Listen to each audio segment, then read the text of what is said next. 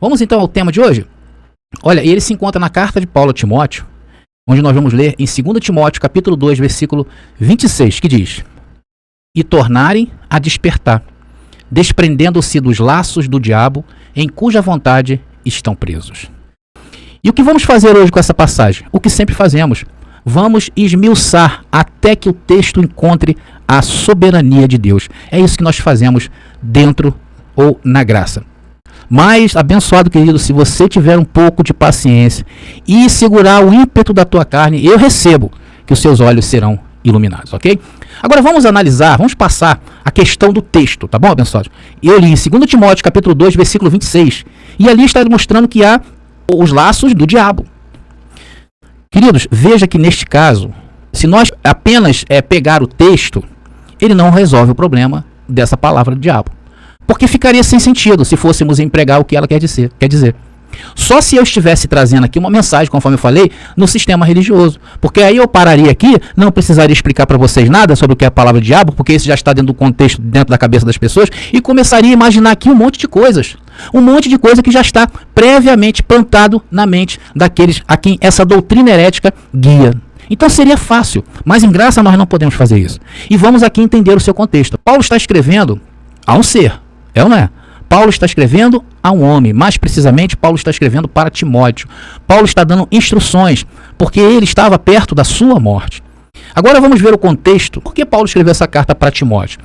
Então teve a primeira carta, e nós lemos o quê? A segunda carta.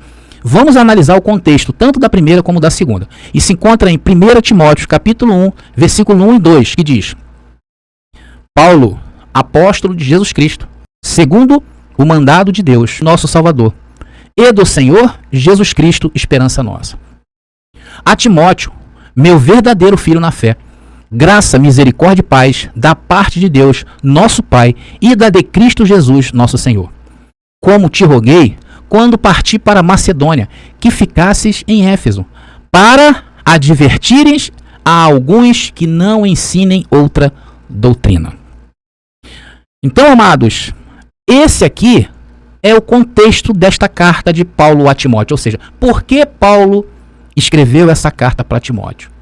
Porque ele sabia que, isso foi por revelação, que depois da sua partida, que está registrado em Atos, que penetrariam no meio do rebanho lobos vorazes e que não poupariam o rebanho. Então Paulo estava aqui preocupado com o quê?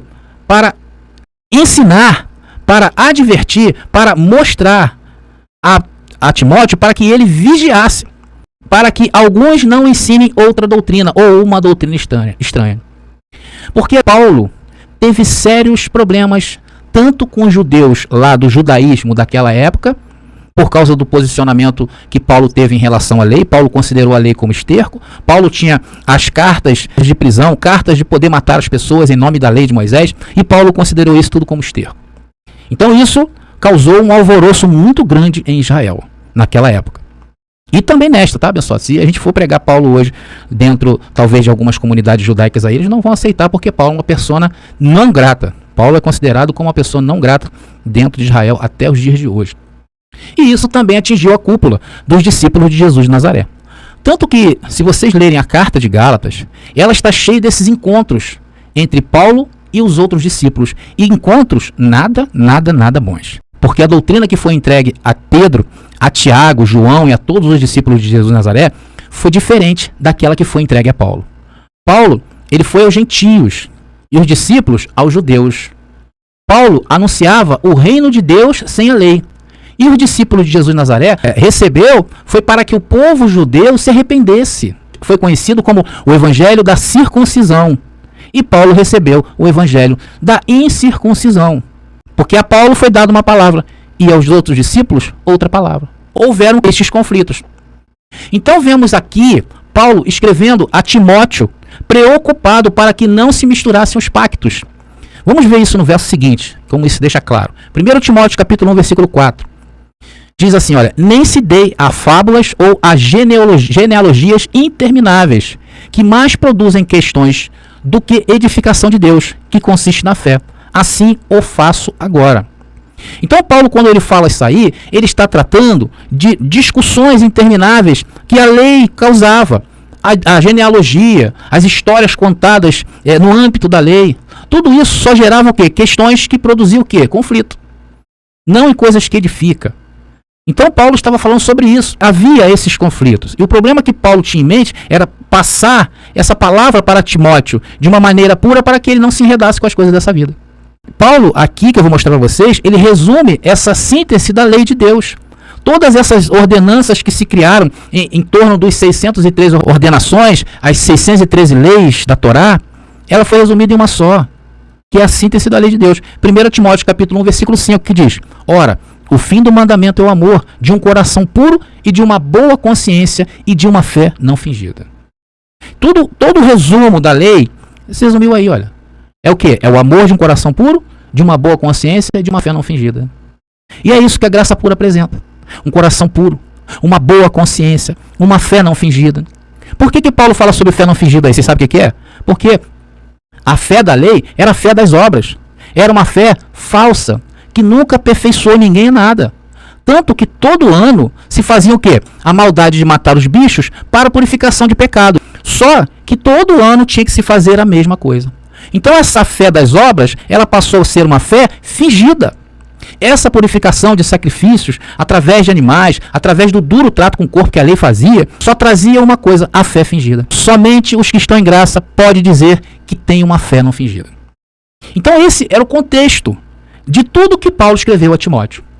Paulo estava preocupado com aqueles que ainda tinham uma fé fingida, uma fé baseada em obras.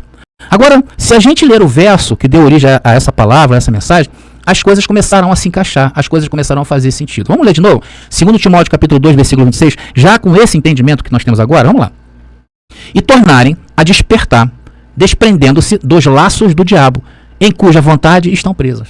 Nós estamos vendo que esse diabo aí do texto começa a tomar uma outra forma. Vemos que esse diabo, existe uma grande possibilidade de ser os inimigos da graça que Paulo pregava. Sim ou não? Porque é o contexto da carta de Paulo a Timóteo. Pode ser dos opositores de Paulo. E isso tem a ver sim com a palavra diabolos, que quer dizer opositor do texto, ou inimigo. Agora vamos analisar o capítulo 2 de 2 Timóteo, tá? E logo nos primeiros versos desse capítulo, você vai encontrar, se você ler lá, Paulo orientando para Timóteo fazer observações aos mais jovens, aqueles que também mais tarde iriam levar essa palavra. Lá no comecinho, no 1, no 2 e 3, você vai ver isso. Depois você vai ver Paulo falando para Timóteo ser um exemplo. E Paulo sempre demonstrava um cuidado quanto às coisas desta vida, fazendo entender que Timóteo ainda deveria ser bem jovem nessa época, né, quando ouviu essas instruções, para ter cuidado com as coisas desta vida. E no verso 8 eu destaquei aqui para vocês, eu vou trazer aqui, abençoado, algo muito interessante, que é muito bom para que vocês tenham noção do que estava acontecendo aí. 2 Timóteo capítulo 2, versículo 8 diz: lembra-te de que Jesus Cristo, que é da descendência de Davi, ressuscitou dos mortos segundo o meu evangelho. Amados, observem bem o que Paulo está trazendo, o entendimento que Paulo está trazendo nesse verso. Ele está dizendo que se não tivesse tido o seu ministério, de nada valeria a ressurreição de Cristo. Porque se a morte de Jesus de Nazaré foi a responsável por abrir o Novo Testamento, dá-se a entender que o Novo Testamento só foi aberto por causa do evangelho que foi entregue a Paulo. Por isso que na ousadia, Paulo disse que Cristo ressuscitou dos mortos segundo o seu evangelho. E se isso é verdade, e é verdade, o contrário também passa a ser verdade. Porque se não fosse o evangelho de Paulo, de nada adiantaria a morte de Jesus de Nazaré. Simplesmente só isso. Não é assim, abençoados, também, igual a nós, quando pregamos o evangelho da graça aos abençoados do sistema, o que causa? Escândalo. E por que causa escândalo? Porque os abençoados que estão no sistema, eles estão ainda nesse período de transição entre lei e graça. Eles não avançaram no tempo. Eles foram obrigados, por causa das doutrinas, a ficar retido até o ano 70. Eles estão naquele período de transição. Por isso que no sistema religioso, eles esperam Jesus voltar. Por isso que eles jejuam, porque eles estão na lei. O noivo foi tirado deles. Por isso que eles jejuam. Por isso que eles ceiam a Páscoa, realizam a última Páscoa. E isso faz com que eles, do sistema, nos ignorem. Na melhor das hipóteses. Eles nos ignoram. Ou então, escreve nos comentários aí, conforme os abençoados têm acompanhado, defendendo o que não sabem. Estas coisas indicam que Paulo tinha bastante inimigos, tá? Paulo tinha bastante inimigo. Aqui nesse caso aqui de inimigo, opositor de Paulo, é um homem mesmo, é um ser, é um homem. Mas não é o diabo. O diabo como ser. E o que Paulo dizia era tão difícil para os discípulos de Jesus de Nazaré, era difícil para eles, abençoados. Não era fácil escutar Paulo, não. Tanto que Pedro escreveu isso na sua carta, 2 Pedro capítulo 3, versículo 15 e 16. Há pontos difíceis de entender. Olha aí o que Pedro escreveu. Difícil de entender que os indoutos e inconstantes torcem e igualmente as escrituras para a sua própria perdição. Olha aí, isso aí prova por que Paulo deveria colecionar aí alguns inimigos pela vida, alguns opositores, ou, a palavra grega, alguns diabolos. Mas os diabolos tinham nome, sobrenome e endereço. Pedro foi um deles, né? Inclusive Pedro falou isso aí porque ele também demorou a entender o ministério de Paulo, quer dizer. E está lá registrado, né, conforme eu falei na carta de Gálatas, que Pedro se portava de maneira inconveniente, causando oposição ao que Paulo pregava. Vocês estão entendendo o contexto de Paulo? Vivendo naquela situação, naquele momento, período da história? É isso que a igreja tem que ensinar. Por que eles não ensinam isso? Porque vai libertar vocês. Eles têm medo de libertar vocês. Muitos não sabem, tá, abençoados? Muitos não sabem, mas muitos sabem. Mas vamos voltar ao texto aqui. E vamos analisar agora o verso 9, que diz assim, ó. 2 Timóteo 2,9 diz: pelo que sofro trabalhos e até prisões como um malfeitor, mas a palavra de Deus não está presa. Veja, Paulo sofria prisões e era tratado como um bandido, tanto por parte dos judeus do judaísmo, que é como se Paulo tivesse cuspido no prato que comeu, e agora também por parte dos judeus messiânicos. Estes eram os opositores de Paulo, estes eram o diabo de Paulo. É isso aí. O homem pode fazer laços, tá? E laços até de morte. Tá pegando corte aí? 2 Timóteo capítulo 2, versículo 10 diz: portanto, tudo sofro por amor dos escolhidos, para que também eles alcancem a salvação que está em Cristo Jesus com glória eterna. Abençoado, e nesta carta, Paulo vai falar agora de dois personagens, chamados Himeneu e Fileto, grandes diabolos de Paulo. Veja, 2 Timóteo capítulo 2, versículo 7 diz: e a palavra desses roerá como gangrena, entre os quais são Himeneu e Fileto. Pela palavra aqui apresentada, parecia que Himeneu e Fileto, esses um dia estiveram junto com Paulo, aliançado com Paulo. Então eles comungavam com a graça que Paulo trazia. Mas de repente algo fez com que eles se desviassem da verdade do evangelho. E estes começaram o quê? A ensinar ao povo uma outra forma de doutrina. E com certeza influenciado pelos judeus messiânicos da época. Eles traziam o contexto da lei de Moisés. Versículo 18 diz: os quais se desviaram da verdade, dizendo que a ressurreição era já feita, e perverteram a fé de alguns. Olha aí, estava havendo uma confusão tremenda. Estes homens, Himeneu e Fileto, eram homens eminentes, eram lideranças em Éfeso, conhecia o povo também daquelas comunidades onde Paulo trazia o evangelho. Esses homens eram capazes até de mandar matar, tal influência que esses homens tinham. E não duvide disso, tá bom, queridos? Porque na carne, todo homem é capaz de matar, roubar e destruir. Versículo 19. Todavia, o fundamento de Deus fica firme, e tendo este selo, o Senhor conhece os que são seus, e qualquer que profere o nome de Cristo, aparta-se da iniquidade. Então está aí, os opositores que Paulo está descrevendo aí a Timóteo, e um deles é esse daí, Himeneu e Fileto. Depois Paulo também fala a Timóteo dos desejos da mocidade. Se você acompanhar aí nesse capítulo 2, você vai ver Paulo falando sobre cuidado com as coisas da mocidade. Isso poderia se tornar também um opositor a ele, poderia se tornar um laço para Timóteo, que estava imbuído de levar esse evangelho da graça. Vamos ler agora, até o final, lá, para entender o diabo lá do último texto. E você vai ver que as coisas que eu trouxe aqui vai fazer você entender melhor essa passagem. Vai ficar mais claro que o dia. Vamos lá, a partir do versículo 22, 2 Timóteo capítulo 2, a partir do versículo 22 que diz: foge também dos desejos da mocidade, e segue a justiça, a fé, o amor e a paz, com os que, com o coração puro, invocam o Senhor. E rejeita as coisas loucas e sem instruções, sabendo que produzem contendas. Olha aí, Rejeita as coisas que geram contendas. E contenda é briga. E cair nisso, abençoado, é laço. E ao servo do Senhor não convém contender, mas sim ser manso para com todos, apto para ensinar, sofredor, instruindo com mansidão os que resistem, a ver se porventura Deus lhes dará arrependimento para conhecerem a verdade. Olha só que coisa incrível que Paulo escreve aí. E agora o entendimento, finalmente o entendimento do laço e do diabo que está no texto a seguir. Vamos lá.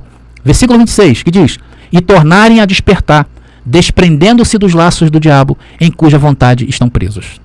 Todos aqueles que seguem o contrário dos conselhos que Paulo deu ali, está caindo ou pode cair nos laços do diabo, que é o opositor. E são situações da vida. São situações que te embaraçam, não deixam você prosseguir. Tem coisas que amarram a pessoa nessa vida, é ou não é? Tem coisas que o abençoado, às vezes tem muitos abençoados, né?